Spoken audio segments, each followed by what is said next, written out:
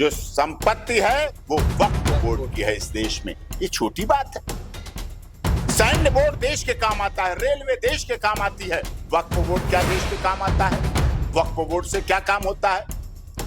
अब नए कानून में वक्फ बोर्ड की जमीन में आईआईटी कॉलेज 13 साल पहले 51,000 प्रॉपर्टियां थी।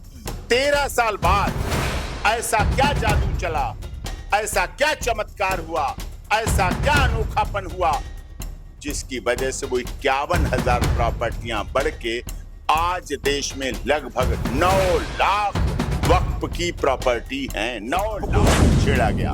वक्फ से कुछ भी नहीं लिया गया, वक्फ से कोई बात नहीं। आज से 13 साल में कितने हिंदू थे विभाजन की विभीषिका समय, आज कितने रह गए हैं? घटते चले गए, आबादी बढ़ती चली गई, हिंदू घटते चले गए।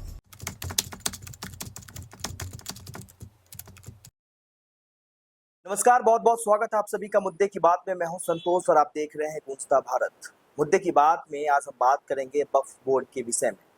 प्रधानमंत्री मोदी की अध्यक्षता में संसद में वक्फ बोर्ड अधिनियम संशोधन पारित होना है और जब से ये बात मीडिया में आई है तब से जो है मामला तूल पकड़ने लगा है। तमाम राजनीतिक पार्टियां जो है, चाहे विपक्ष में हो, वो जो है अलग अलग तरीके से इस मुद्दे पे बयान दे रहे हैं। इन्हीं मुद्दे पे बात करने के लिए मैं इस समय हमारे साथ सुप्रीम कोर्ट के वरिष्ठ वकील मौजूद हैं, उनसे बात करेंगे। एपी सिंह जी हमारे साथ मौजूद हैं, उनसे बात करेंगे। तमाम मुद्दों पे बड़ी बारीकी से जानेंगे आखिरकार इनका क्या पक्ष है। सर, पहले तो बहुत बहुत स्वागत है आपका। जैसे आपने देखा कि वक्फ बोर्ड पे जो है संशोधन नियम पारित होने हैं, इन तमाम मुद्दों को कैसे देखते हैं? ये 40 नियम है जो संशोधन के आधार पर जो वक्फ बोर्ड का चल रहा था पुराना नियम, उसमें बदलाव होना है।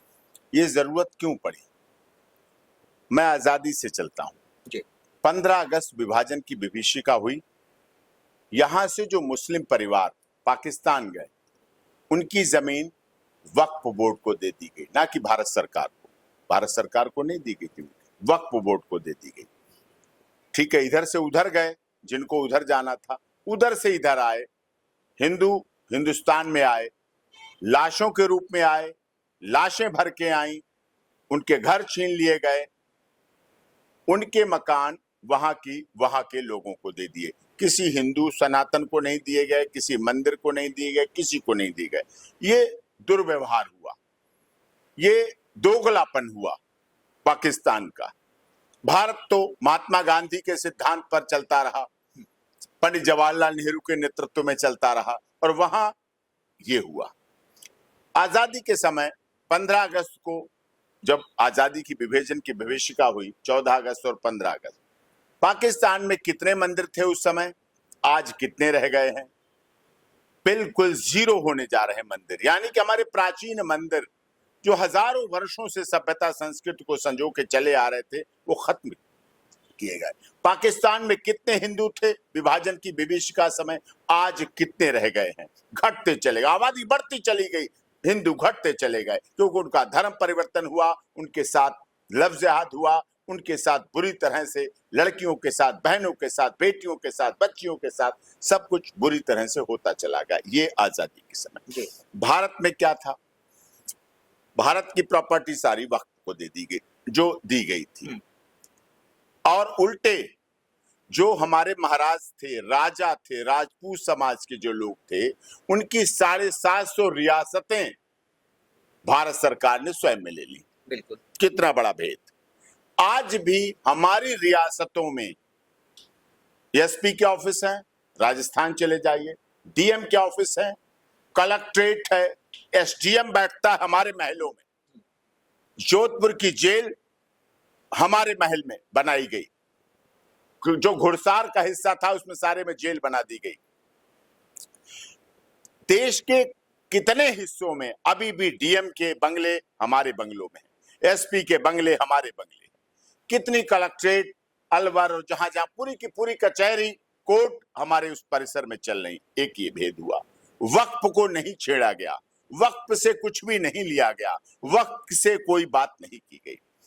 आज से 13 साल पहले इस देश में वक्फ के पास 51,000 प्रॉपर्टियां थी। आज से 13 साल पहले, यानी कि उसमें 10 साल तो मोदी जी की सरकार के ही हैं। बिल्कुल। तो 13 साल पहले 51,000 प्रॉपर्टियां थी। 13 साल बाद ऐसा क्या जादू चला, ऐसा क्या चमत्कार हुआ, ऐसा क्या अनोखापन हुआ, जिसकी वजह से वो 51,000 प्रॉपर्टियां बढ़ के आज देश में लगभग 9 लाख वक्फ की प्रॉपर्टी हैं। 9 लाख। बहुत जिम्मेदारी के साथ आपके चैनल पे कहना चाहता हूं, आप वरिष्ठ पत्रकार हैं, आपका चैनल पूरे देश में देखा जाता है। 9 लाख प्रॉपर्टीज वक्फ की हो गई। क्या 13 साल में ऐसा हुआ? जमीन तो बढ़ती नहीं है। ऐसा क्या हो गया? इसका मतलब क्या है? इसका मतलब है वक्फ कानून का जो दुरुपयोग हुआ। वक्फ कानून क्या है? किसी की भी प्रॉपर्टी पे कह दे ये वक्फ की, ना तो खसरा देखा जाता, ना खतौरी देखी जाती, ना गिद्दवारी देखी जाती, ना तहसील में जाना पड़ेगा, ना एसडीएम क्या जाना पड़ेगा, ना एसपी क्या जाना पड़ेगा, ना डिप्टी एसपी क्या जाना पड़ेगा, ना एसओ क्या जाना पड़ेगा, ना एडीएम के जाना पड़ेगा, ना डीएम क्या जाना पड़ेगा, ना सिविल कोर्ट में जाना पड़ेगा, ना कलेक्ट्रेट में जाना पड़ेगा, ना सीनियर सिविल जज क्या जाना पड़ेगा, ना सेशन कोर्ट में जाना पड़ेगा, ना नेवल हाई कोर्ट जाना पड़ेगा, ना नेवल सुप्रीम कोर्ट। कहीं कोई लॉ नहीं है, कहीं कोई कानून आपकी नहीं सुनेगा। आपने कह दिया है वक्फ की है तो बस वक्फ की हो गई। ऐसा कहां कानून है? ऐसा किस तरह का कानून है? ये कैसे ऐसा हो सकता है? यही कारण है। इसी बात का फायदा उठाते हुए 13 साल में 51,000 प्रॉपर्टियां बढ़ के लगभग 9 लाख प्रॉपर्टी हो गई।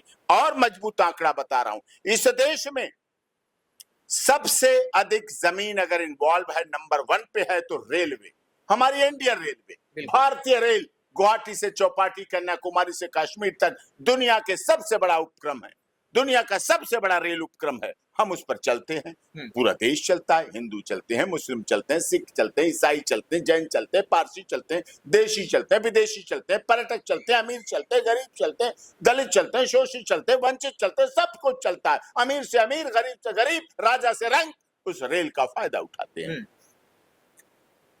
नंबर 1 पे उनके पास जमीन। नंबर 2 पे सैन्य संसाधन, बिल्कुल, जो हमारे कैंटोनमेंट एरियाज हैं, नंबर 2 पे वो है सैनिकों के लिए। नंबर 3 पर जो संपत्ति है वो वक्फ बोर्ड की है इस देश में। ये छोटी बात है। सैन्य बोर्ड देश के काम आता है, रेलवे देश के काम आती है, वक्फ बोर्ड क्या देश के काम आता है? वक्फ बोर्ड से क्या काम होता है? अब नए कानून में वक्फ बोर्ड की जमीन में आईआईटी कॉलेज बनेंगे,